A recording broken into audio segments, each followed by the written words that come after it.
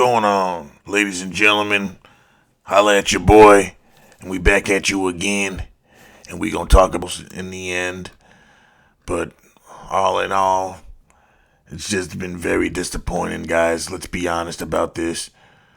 We're expected to see a really good series, and now we got one team up 3-1, and the other who was like in a position from last year to be a team that was on the rise to show us something, and it's just been disappointing. I don't think anyone else can disagree with that. It's just disappointing.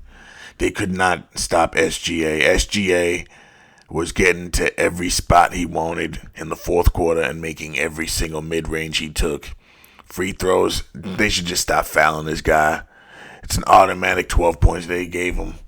It's just frustrating. There's no answer for this brother. This brother is consistently drawing fouls. And the thing about this brother, I can't ever remember one play that he did, but he does so much that goes unaccounted for.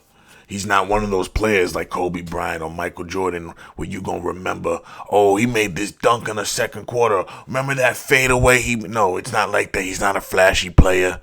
You look down, you look up again, the brother's got 40 points, and you don't remember a single basket. That's just the way it goes. Jalen Williams gave you another 34.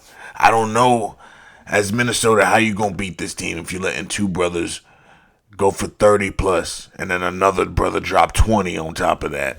So you let three brothers go off. I could understand you let this brother go off, but you can't let anybody else go off. And that's where I just don't get it with these brothers. They're just incapable of getting consistent defensive play.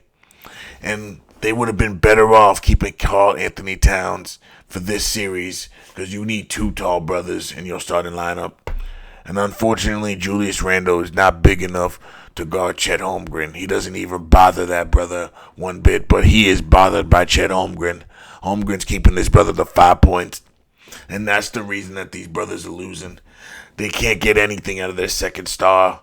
Their second star is giving them 5 points, brothers. Anthony Edwards is only giving you 16 points. You can't win. How you going to win when your two best players can't even combine for 20 points? Or barely. Barely. Your two best players gave you 21 points, and their two best players gave them 73 points, I think it was, right? 74. So there it is, guys. I just don't know what's going on. And I think what I said from before stands. Anthony Edwards is gassed. He's out of shape. And it seems like he just doesn't have anything left in the tank, guys. When you watch this brother play, his first step doesn't look the same. Something's wrong, guys. This is just not the same. He's either laying down, he's tired, or he's hurt, guys. Those are the only options. You letting guys on your bench outscore you. You were almost outscored by 3 bench guys. Your bench bailed you out, Anthony Edwards. I don't know what to say, guys.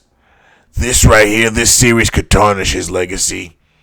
If he really doesn't turn it around, let's say he gets beat next game and they lose 4-1, he's going to have a lot of explaining to do. He really is, guys. Because how do you go from all that hype to this? Doing what you did to LeBron. Doing what you did to the Warriors. And then you come up shorter than mini-me right now? I don't know. This is unexplainable, inexplicable, and shameful. I don't know what to say, guys. And then on top of that, we got a game tonight. The Knicks versus the Pacers. I'm leaning towards the Pacers. They're up as the favorites, 2.5. But I just don't think they're going to mirror both series to be the same. I feel like they're going to let the Knicks win.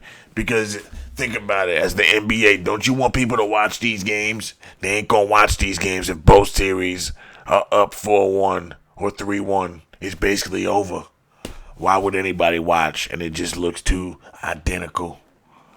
I just think.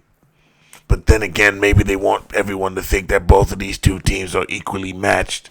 So they're going to let them beat their last opponent the same way. So no one can say, oh, this team lost twice. they might be worse. So who knows, guys? But I'm going to go with the Pacers, guys. I think the Pacers going to get it done. Even though the Knicks are 6-1 on the road, I just don't trust their style of basketball. In every single game, the Pacers have had a lead. Think about that, guys. Every game that these brothers have played, they've had a lead on the Knicks. So I would be stupid to pick the Knicks today. But watch. Every time I pick the Knicks against the Knicks, they win. So watch. I pick against the Knicks tonight, and now they're going to win the game and tie it up. Mark my words, but I don't give a damn. We picking the Pacers, and we sticking with that, boys. Thanks for watching. Don't forget to like, share, and subscribe.